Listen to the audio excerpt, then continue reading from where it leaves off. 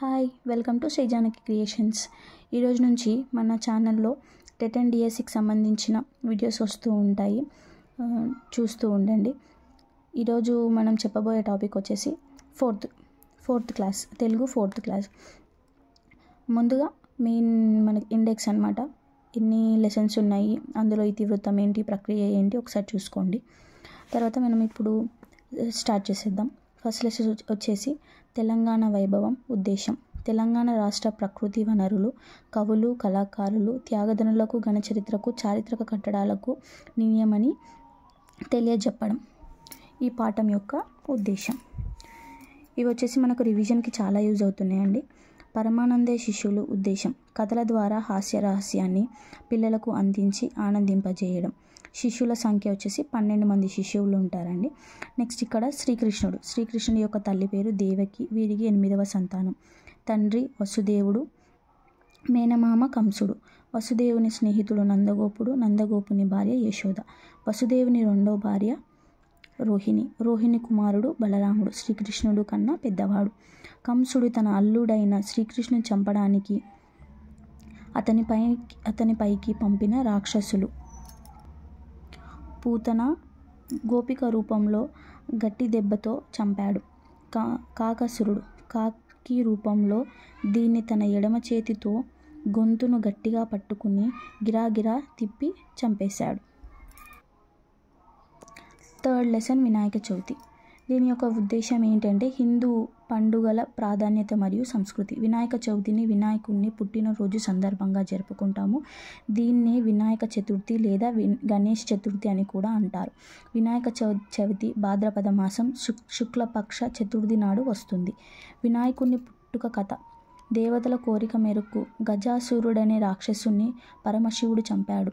దీని కైలాస ప్రయాణం. నలుగు పిండితో పార్వతీదేవి బాలుని బొమ్మ చేసి జీవం పోసి గుమ్మం దగ్గర బాలుని ఉంచి స్నానానికి వెళ్ళింది. వచ్చేలోగా శివుడు ఆ బాలుని తన తలను నరికేశాడు.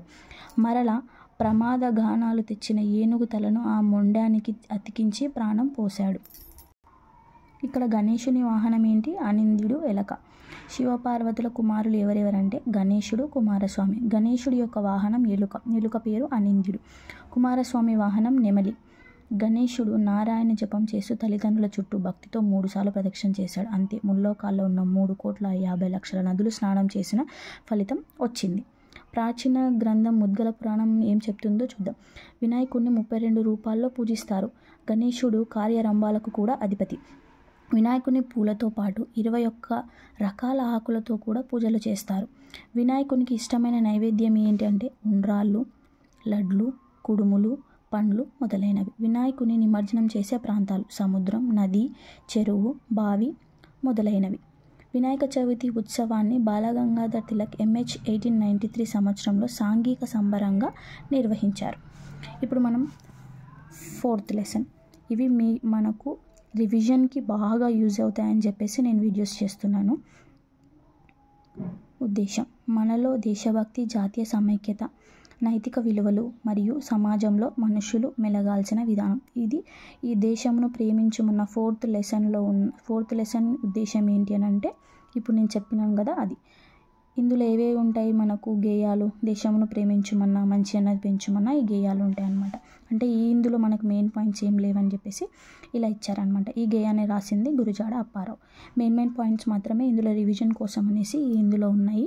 సో అవి మనకు రివిజన్ కోసం ఉపయోగపడతాయని చెప్పేసి నేను ఒక చిన్న ఆలోచనతో మన అందరి కోసం అనేసి నేను వీడియో చేస్తున్నాను. 5th లెసన్ చిన్నారి కళ. ఉద్దేశం ఏంటంటే ప్లాస్టిక్ను నిషేధించడం, పర్యావరణ పరిరక్షణ కోసం. సుమతి శతకాన్ని రాసింది బద్దెన, 17వ శతాబ్దం. 7వ లెసన్ ఏంటిదంటే నేను గోదావరిని. ఇక్కడ వాళ్ళు ఏమి ఇచ్చారంటే 1 మార్క్ ఖచ్చితంగా వస్తుందని చెప్పేసి ఇచ్చారు. గోదావరి నది మహారాష్ట్రంలోని త్రయంబకం జన్మస్థలం. ఇక్కడ పుట్టిందనంటే త్రయంబకం. దక్షిణ భారతదేశంలోని ఎక్కువ దూరం ప్రయాణం చేసే నది. హిమాలయాల్లో పుట్టిన గంగా నది మాదిరిగా గోదావరి నదికి గల వివిధ పేర్లు. దక్షిణ గంగా, తేలివాహి నది, ఉత్తరవాహి, చెన్నూరు. ఇప్పుడు మనకు క్వశ్చన్స్ ఇలా కూడా అడగవచ్చు, గోదావరి నదికి వివిధ పేర్లు ఏంటి అని చెప్పేసి ఇలా ఇవ్వచ్చు అన్నమాట. దక్షిణ గంగా, తేలివాహి, ఉత్తరవాహిని. లేదా వేరే 3 పేర్లు ఇచ్చి ఈ మూడిట్లో ఒక పేరు ఇచ్చినా కూడా మనకు తెలియాలి కాబట్టి ఇలా నేర్చుకోండి. తెలంగాణ గోదావరి నది ప్రవహించే మార్గాలు ఇవి ఒకసారి మీరు చూసుకోండి. నిజామాబాద్, ఆదిలాబాద్, పోచంపాడు, నిర్మల్, జగిత్యాల్, రాయపట్నం, గూడెంగుట్ట, కోటిలింగాలు, గోదావరి వరి, మంతని, చెన్నూరు, కాళేశ్వరం, వరంగల్, ఖమ్మం, పాపికొండలు ఆంధ్రప్రదేశ్. అంతే. ఇది తెలంగాణలోని నిజామాబాద్ జిల్లాలోని కందకుర్తి దగ్గర ప్రవేశిస్తుంది. ఇక్కడ మంజీరా, హరిదా నదులతో కలిసి విశాలమైన మేను ఇక్కడ ప్రాచీన సంగమేశ్వర ఆలయం కూడా ఉన్నది. భారతదేశంలో రెండవ అతిపెద్ద ప్రాచీనమైన సరస్వతి ఆలయం బాసర. ఒకటి కాశ్మీర్లో ఉంది, ఇంకొకటి ఏమో మన ఇక్కడ సరస్వతి ఎక్కడ ఉందంటే బాసరలో ఉందన్నమాట. ఈ సరస్వతి మూర్తిని వేదవ్యాసుడు ఇసుకతో చేశాడని పురాణాలు చెప్తున్నాయి. ఇక్కడ ప్రత్యేకమైనది అక్షరాభ్యాస కార్యక్రమం. పోచంపాడు శ్రీరామ్ నగర్ ప్రాజెక్ట్ నిర్మల్ జిల్లా సరిహద్దుల వద్ద బాదనకుర్తిలో 7 పాయలుగా చీలి సప్త గోదావరిగా ప్రవహిస్తుంది. జగిత్యాల జిల్లా ధర్మపురి ధర్మానికి ప్రసిద్ధమైన ధర్మపురి 2000 సంవత్సరాల చరిత్ర కలిగిన అతి పురాణమైన ఊరు. ధర్మపురి మహిమ కలిగిన నరసింహ క్షేత్రం. ఇది వేద పండితులకు, కవులకు, కళాకారులకు నిలయం. ఏది అంటే ధర్మపురి. భూషణ వికాస శ్రీ ధర్మపురి నివాస దుష్ట సంహార నరసింహ దురిత దూర అని నరసింహుని కీర్తిస్తూ శేషప్ప కవి నరసింహ శతకాన్ని రాశాడు. ఇక్కడ మనకి ఇంకొక బిట్టు కూడా రావచ్చు. నరసింహ శతకాన్ని ఎవరు రచించారు అంటే శేషప్ప కవి. ధర్మపురిలో 2 ఆలయాలు ఉన్నాయి. యోగ నరసింహస్వామి, ఉగ్ర నరసింహస్వామి. ధర్మపురిలో నేను వివిధ గుండాల రూపంలో కనబడతాను. యమగుండం, బ్రహ్మగుండం, సత్యవతి గుండం, చక్రగుండం. ఇక్కడ ధర్మపురిలో ఎన్ని గుండాలు ఉండొచ్చు? 4 గుండాలు ఉన్నాయి. యమగుండం, బ్రహ్మగుండం, సత్యవతి గుండం, చక్రగుండం. ధర్మపురిలో గోదావరి నది ఒడ్డున హనుమంతుని గుడి, సంతోషిమాత గుడి, దత్తాత్రేయుని గుడి, శ్రీరాముని గుడులు ఉన్నాయి. సోమ బుధవారాల్లో ప్రత్యేకించి నన్ను పూజించి మొక్కులు తీర్చుకుంటారన్నమాట. ధర్మపురి చూస్తే యమపురి ఉండదనే మాటలు గ్రామ ప్రసిద్ధిగా తెలియపరుస్తున్నాయి. రాయపట్నంలో నా మీద ఒక వంతెన కట్టారు. అది కరీంనగర్ ఆదిలాబాద్ జిల్లాకు కలుపుతుంది. ఈ వంతెన దాటి ఆదిలాబాద్ జిల్లాలో 1 కిలోమీటర్ నడిస్తే గూడెంగుట్ట కనబడుతుంది. గంగా స్నానం, నరసప్ప దర్శనం. ఈ గూడెంగుట్ట మీద సత్యనారాయణ స్వామి వెలిశాడు. తెలంగాణలో ఉన్న అతి ప్రాచీనమైన సత్యనారాయణ స్వామి గుడి ఉంది. ఇక్కడే గోదావరికి దక్షిణ వైపు ఒడ్డున కోటిలింగాలు ఉన్నాయి. కోటిలింగాలు ఏ ఒడ్డున ఉన్నాయి? దక్షిణ వైపు ఒడ్డున ఉన్నాయి. ఇలా కూడా మనకు క్వశ్చన్ రావచ్చు. కోటిలింగాల గురించి. కోటిలింగాలు శాతవాహనుల తొలి రాజధాని. ఇలా కూడా మనకి కొన్ని ఈ జీకే బిట్స్ లాగా కూడా రావచ్చు. కోటిలింగాల శాతవాహనుల తొలి రాజధాని ఏది అనేసి మనకి ఇది సోషల్లో కూడా వస్తుంది కదా. సో ఇది కొంచెం ఇంపార్టెంట్ బిట్ అనుకోండి. ఇక్కడికి ఎంతోమంది బౌద్ధ భిక్షులు వచ్చేవాళ్ళు. ఇక్కడ క్రీస్తు శకం 1వ శతాబ్దంలో హాలుడనే రాజు 700 కథలతో కథా సప్తపది పేరు మీద ప్రాకృత భాషలో సంకలనం చేశాడు. ఇది మనకు మెయిన్. హాలుడు రాజు 700 కథలతో గతా సప్తపది రాశాడు అని చెప్పేసి ఒక బిట్ రావచ్చు. లేదా ప్రాకృత భాషలో 700 కథలు రాసిందని ఎవరు అని అడగవచ్చు. ఇలా ఒకే క్వశ్చన్లో మనం తిప్పి ఒక 3-4 క్వశ్చన్స్ రాసుకోవచ్చు. 3-4 మనకు ఆన్సర్స్ కూడా వస్తాయి. అలా ఇలా తిప్పి రాసుకున్నా కూడా. పాత చరిత్రకారుడు మొగస్తనీస్ ఇండికా అనే గ్రంథంలో భారతదేశంలో తాను చూసిన గొప్ప కోటగోడల నగరంలో కోటిలింగాలు ఒకటి అని రాశాడు. గోదావరి కని సింగరేణి బొగ్గు గనులు రామగుణంలో విద్యుత్ కేంద్రం ఉంది అన్నమాట. మంతని, మంత్రకూట, మంత్రపురి అని కూడా పిలిచేవారు. పాత పేరు మంత్రకూటం, కొత్త పేరు మంతని. మంతనిలో గోదావరి ఒడ్డున గౌతమేశ్వర ఆలయం ఉంది. మంతనిలో అతి ప్రాచీనమైన ఆలయాలు ఏవంటే గౌతమేశ్వరి ఆలయం, భిక్షేశ్వరుని గుడి, ఓంకారేశ్వరుని గుడి, శీలేశ్వర సిద్ధేశ్వర ఆలయం, మహాలక్ష్మి గుడి. మంతనిలో ఎప్పుడు అన్నదానం జరుగుతుంది. మంతని వేద పండితులకు నిలయం. మంతని కొద్ది దూరంలో మొసళ్లను సంరక్షించే కేంద్రం ఉన్నది. చెన్నూరులో నేను ఉత్తరం దిక్కున ప్రవహిస్తాను. చెన్నూరు ప్రజలు నన్ను ఉత్తర వాహిని అని కూడా పిలుస్తారు. ఉత్తర వాహిని అని దేన్ని పిలుస్తారు అంటే చెన్నూరుని. చెన్నూరు గొప్ప వేద పండితులకు, కవులు, సంగీత కళాకారులకు ఉన్నారు. చెన్నూరులో అగస్త్య మహాముని స్థాపించిన అంబ అగస్తేశ్వర ఆలయం, జగన్నాథ స్వామి ఆలయం ప్రసిద్ధైనది. ఇక్కడ ఇది మనకి ఇంపార్టెంట్ పాయింట్ అనుకోండి. 4th క్లాసే కదా బిట్స్ వస్తాయా అని చెప్పేసి చాలామంది అనుకోవచ్చు. బిట్ ఎక్కడి నుంచైనా రావచ్చు, 3rd క్లాస్ నుంచి కూడా రావచ్చు.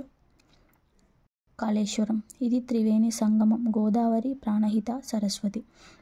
త్రివేణి సంగమం అనేది ఏంటంటే గోదావరి, ప్రాణహిత, సరస్వతి. ఇక్కడ ఒక పానపట్టంపై 2 లింగాలు ఉండడం ప్రత్యేకం. కాళేశ్వరుడు, ముక్తేశ్వరుడు.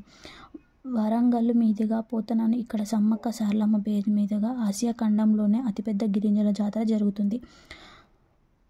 ఖమ్మం సీతమ్మ శబరి నది రాముడు గుర్తుకొస్తాడు. రామదాసు భద్రాచలంలో రాముడి గుడి కట్టించాడు. పాపికొండలు ఆంధ్రప్రదేశ్ అంతర్వేది దగ్గర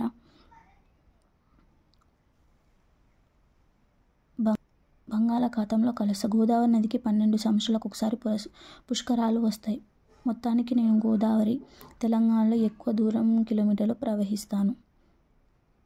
ఎలుక విందు ఉద్దేశం పిల్లి ఎలుక గేయ కథను చెప్పడం ద్వారా భాషాభివృద్ధి పెంపొందించడం. వ్రాసింది దాశరథి కృష్ణమాచార్యులు.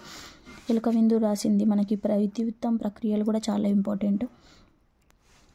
లాస్ట్ టైం టెట్లో చాలా అడిగాడు ఇతివృత్తం ప్రక్రియలు. బొమ్మగుర్రం ఉద్దేశం ఏంటంటే కల్మషం లేని పిల్లల మనసులు. ఇక్కడ మాటల ప్రయాణం 10th లెసన్ అయిపోయిందనమాట. లాస్ట్ లెసన్ ఇది. 10th లెసన్ వచ్చేసి లాస్ట్ లెసన్ మనకు. మన సామాజిక సేవా సంస్థలలో ఒకటైన తపాలా వ్యవస్థ దాని ప్రాధాన్యం. డేవిడ్ తండ్రి రాబర్ట్. ఇలా పోస్ట్ మ్యాన్ వచ్చేసి ఇక్బాల్. పిన్ ఇక్కడ మనకు పిన్ పోస్టల్ ఇండెక్స్ నెంబర్ అనమాట. మనకు అబ్రివేషన్ లాగా కూడా ఇంత చిన్నవి రాకపోవచ్చులేండి, కానీ జస్ట్ మనం తెలుసుకోవాలి కాబట్టి. 509215 మనకు ఫస్ట్ నెంబర్ ఏం చెప్తుందంటే రాష్ట్రాన్ని చెప్తుంది. 2, 3 నెంబర్స్ని ఏం చెప్తాయనంటే ఇది ఫస్ట్ నెంబర్ వచ్చేసి రాష్ట్రాన్ని, ఇక్కడ తర్వాత 2, 3 నెంబర్స్ వచ్చేసి జిల్లాని, లాస్ట్ ఉన్న 4, 5, 6 నెంబర్ వచ్చేసి తపాలా కార్యాలయాన్ని సూచిస్తాయి. పూర్వ ఉత్తరాలను చేరవేసే పద్ధతులు. పావురాల ద్వారా, దూతల ద్వారా, రౌతుల ద్వారా. మన ఇండియా తపాలా వ్యవస్థ ప్రపంచంలోనే అతిపెద్దది. వీటితో మనకి 4th క్లాస్ రివిజన్ అయితే అయిపోయిందండి. జస్ట్ ఈ వీడియోని మీరు ఒక 1 టైం లేదా 2 టైమ్స్ చూసుకున్నారంటే 4th క్లాస్ రివిజన్ మొత్తం అయిపోతుంది. నెక్స్ట్ మీకు ఏ క్లాస్ వీడియోస్ కావాలని చెప్పేసి మనకు కమెంట్ సెక్షన్లో పెట్టేస్తే నేను ఖచ్చితంగా మీకు ఆ వీడియో ఒక రివిజన్ క్లాసెస్ మాత్రం నేను ఖచ్చితంగా ప్రొవైడ్ చేయగలుగుతాను. Thank you so much.